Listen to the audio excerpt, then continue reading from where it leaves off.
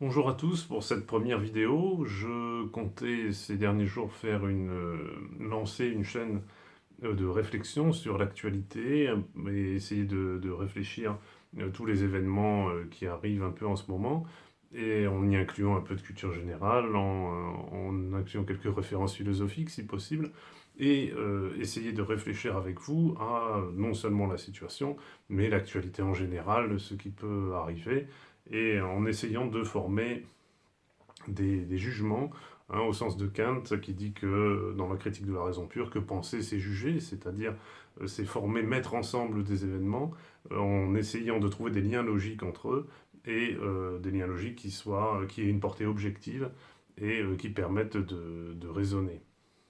Donc le but de nos vidéos, de cette chaîne qui s'appelle La Voix de la Raison, VOIE, hein, j'entends bien, non pas parce que je prétends avoir la voix de la raison même, être la voix incarnée de la raison, mais parce que le chemin de la raison, voie au sens de chemin, donc de méthode, est ce qui me paraît le plus logique à suivre et ce vers quoi j'aimerais que nous nous dirigions par la réflexion, par les discussions.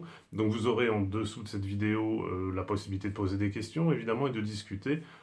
C'est fait pour cela, ce sera avec plaisir, et nous pourrons échanger ainsi, et au fur et à mesure des différentes vidéos, nous pourrons suivre l'actualité ensemble.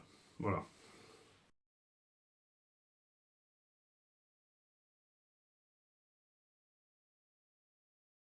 Ça, c'est pour la présentation générale. Alors, pour rentrer dans le vif du sujet, du coup, nous sommes aujourd'hui le 24 mars. L'actualité, tout le monde la connaît, hein, c'est celle du Covid-19 qui est en pleine pandémie, qui est étendue à peu près dans le monde entier et qui se présente comme une maladie assez gênante. Alors, du fait de sa mortalité d'une part, même si elle n'a pas la mortalité radicale que pourraient avoir d'autres maladies, mais surtout, le grand danger du Covid-19, c'est la vitesse avec laquelle il se propage. C'est-à-dire que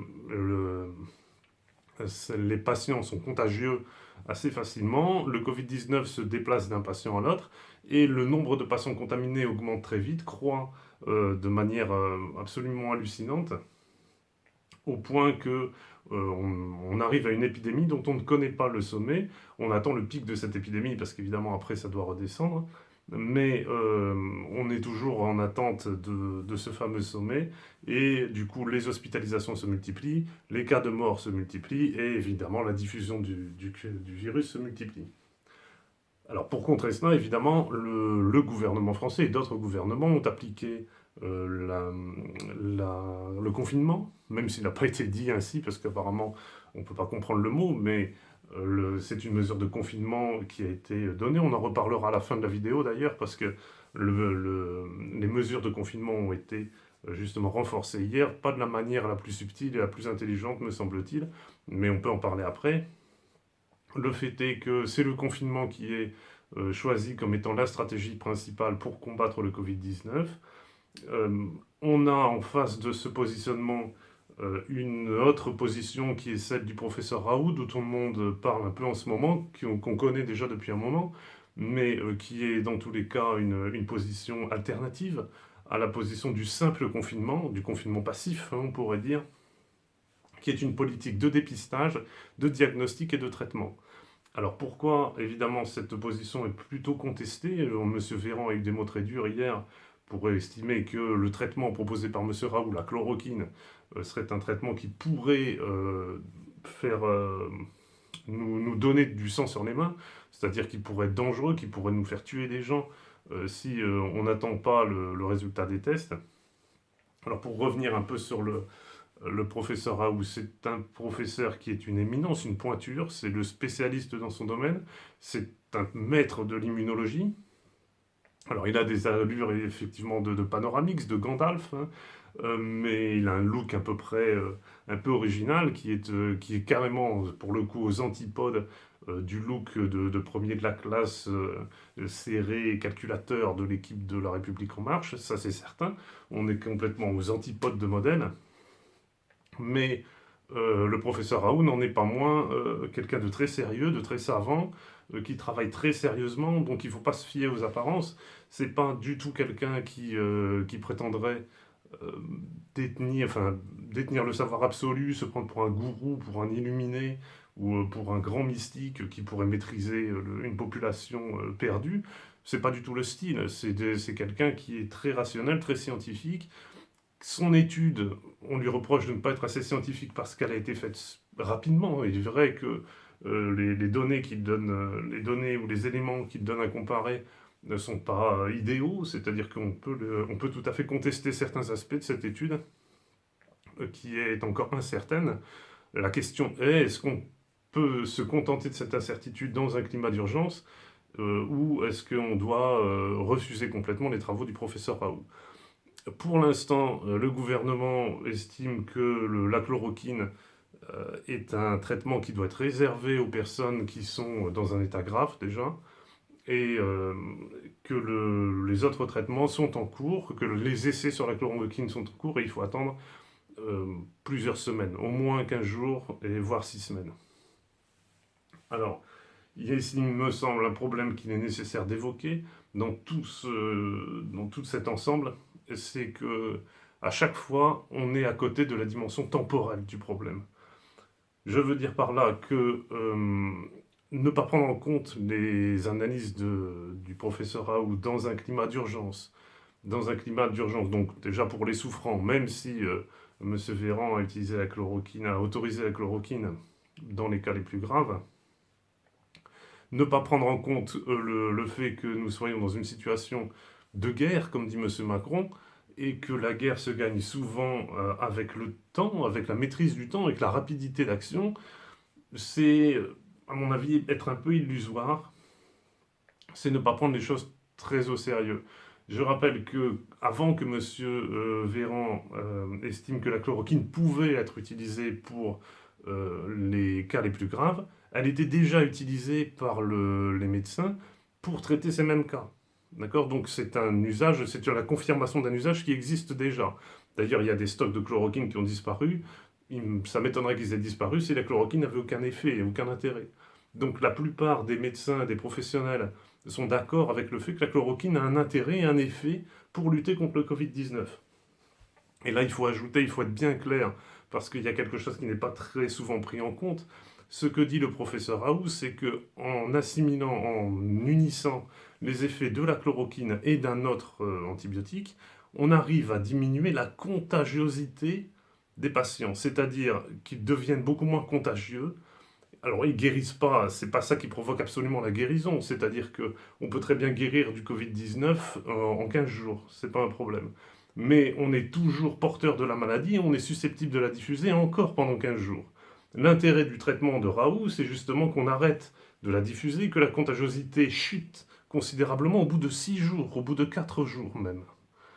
Qu'est-ce que ça signifie? Ça signifie tout simplement que si la contagiosité baisse au bout de 6 jours, vous avez beaucoup moins de personnes contaminées, c'est-à-dire que le porteur de la maladie contamine beaucoup moins de monde, et s'il contamine beaucoup moins de monde, alors il fait chuter les chiffres de l'épidémie, et s'il fait chuter les chiffres de l'épidémie, on sort bien plus vite du confinement. D'accord? Donc c'est une solution, celle de Raoult, qui apparemment est dangereuse, bien que je ne comprenne pas exactement comment il se fait qu'un médicament qu'on maîtrise depuis une éternité pourrait paraître dangereux alors qu'il est composé d'éléments complètement maîtrisés, dont on connaît les effets indésirables, les effets secondaires. Et cette application du médicament pourrait permettre de sortir de l'épidémie plus vite. Alors, il n'est pas pris en compte pour le moment parce qu'on se dit que de toute façon, dans l'épidémie, le nombre de concernés va augmenter, puis il va chuter. Et peut-être même après augmenter, puis rechuter. Mais dans tous les cas, donc, ça signifie qu'au bout d'un moment, le nombre de contaminés va chuter. Mais, encore une fois, le temps n'est pas pris en compte ici. On ne sait absolument pas au bout de combien de temps le nombre de contaminés va arriver à son apogée pour chuter après. Donc il se peut très bien que ce soit dans 1 mois, dans 2 mois, dans 3 mois, dans 4 mois, dans 6 mois. Or, il n'est pas question de rester confiné pendant une éternité. D'abord pour des raisons sanitaires, parce que quand on va voir les conséquences sanitaires du confinement, on va s'apercevoir qu'il y a des dangers presque aussi grands que ceux du virus. Et deuxièmement, pour des raisons économiques, évidemment, parce que là aussi, ça va provoquer des dangers, des suicides, du chômage, etc. Mais en plus, ça va provoquer une dépression économique qu'on va payer très cher. Donc, moi, je veux bien qu'on attende la fin de l'épidémie, mais si c'est pour être confiné une éternité, et si c'est pour recevoir les effets négatifs d'une épidémie, enfin d'une dépression économique, ça ne sert pas à grand-chose, si vous voulez. On remédie au mal par le mal. Donc je ne vois pas en quoi, du coup, le traitement du professeur Raoult est à ce point dangereux si on le maîtrise dans le cadre d'une posologie exacte, si on se réfère à ses analyses, parce qu'ici, il faut être un peu platonicien quand même. Il faut se rappeler que celui qui a le savoir, c'est quand même celui qu'il faut suivre. D'accord? Si je veux faire de l'équitation, je vais voir un maître en équitation et il m'apprend à monter à cheval. Si je veux apprendre à nager, je vais voir un maître nageur. Je ne vais pas voir boucher ou charcutier. D'accord? Donc si je veux me connaître les virus, si je veux connaître l'avis sur ces médicaments, il me semble qu'aller voir le professeur Raoult et lui demander son avis et suivre son traitement, c'est tout sauf irraisonnable, tout sauf déraisonnable. Et je dis ça parce que j'ai vu pas mal sur Internet des gens qui estiment que la foule devient mystique, qu'on devient complètement dingue si on suit un professeur plutôt que la réponse académique, la réponse scolastique de la majorité des autres savants. Il me semble que c'est l'inverse, c'est la voie de la raison qui dit justement qu'il faut suivre le plus savant et le plus fort dans ce cas, hein, le plus fort dans son domaine, du moins. Plutôt que, disons, des gens un peu cachés derrière des institutions quelconques. Donc, sur ce point, j'espère vraiment que le traitement du professeur Raoult va être diffusé, va être utilisé, va être rappelé.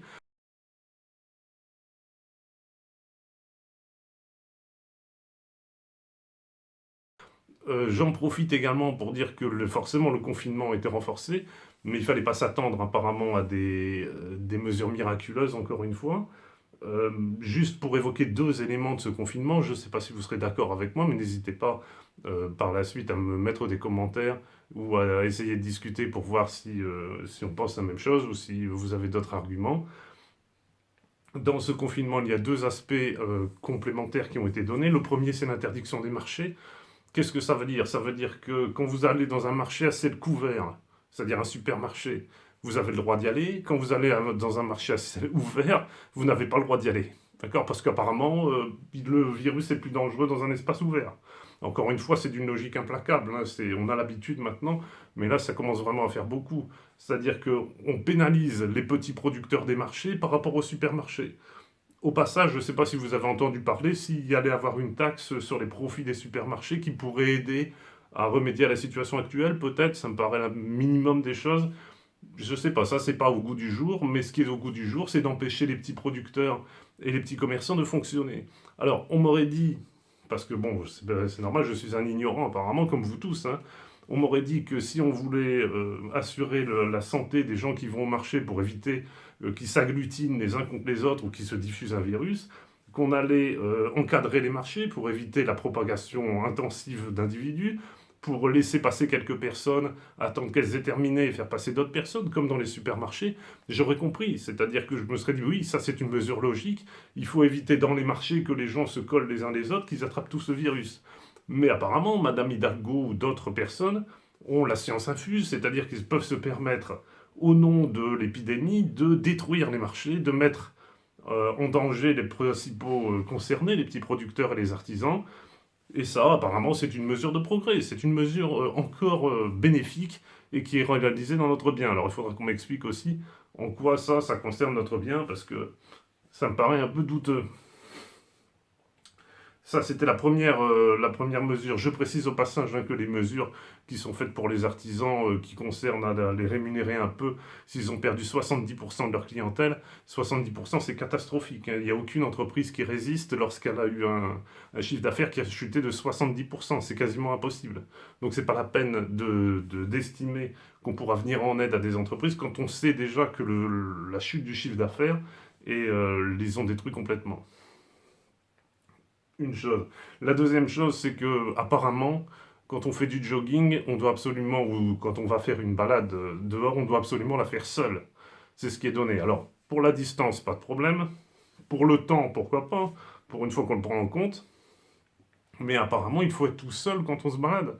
C'est-à-dire que si je me balade avec ma moitié, avec ma femme, j'ai pas le droit, je suis en infraction. Si vous avez des personnes qui ont du mal à marcher, qui sont accompagnées d'une autre personne, elles sont en infraction aussi. Elles se baladent pas seules dehors. Ça, c'est logique, apparemment. Là, il faut qu'on m'explique encore une fois, parce que franchement, j'ai du mal à voir où est la logique dans tout ça. Je comprends très bien qu'en Allemagne, on ait dit que les réunions de plus de deux personnes devaient être interdites. C'est tout à fait logique. Maintenant, ici, qu'on oblige les gens à se balader seuls, là, ça, c'est un grand mystère, hein. Je ne sais pas en quoi ça va diffuser le virus si je me balade avec ma moitié, avec qui d'ailleurs je vis, et qui de toute façon héritera du virus également si jamais l'un de nous deux l'attrape. Voilà. Donc tout ça pour parler de ces différentes choses. Voilà, j'espère avoir lancé quelques sujets de discussion qui permettront de développer un peu, qui permettront d'être développés un peu à travers vos remarques, à travers vos précisions, à travers vos échanges. Et puis je remarque juste pour finir que c'est encore une idée de Monsieur Édouard Philippe d'avoir trouvé il fallait se balader tout seul et que les marchés devaient être fermés.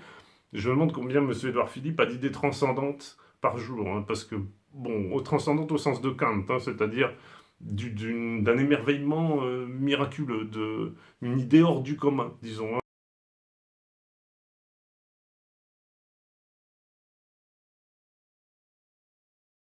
Voilà, eh bien c'est terminé pour cette fois. J'étais ravi de pouvoir d'exposer un peu mes idées et réfléchir avec vous sur certains thèmes. Je serais ravi de vous retrouver dans une prochaine vidéo. En attendant, n'hésitez pas à m'envoyer vos commentaires et vos remarques. N'hésitez pas à relayer la vidéo ou n'hésitez pas à vous abonner à la chaîne La Voix de la Raison, donc qui commence avec cette vidéo.